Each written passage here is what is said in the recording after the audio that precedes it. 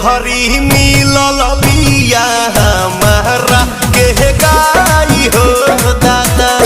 दोनों बेरा तू बना के पिया चाय हो दादा।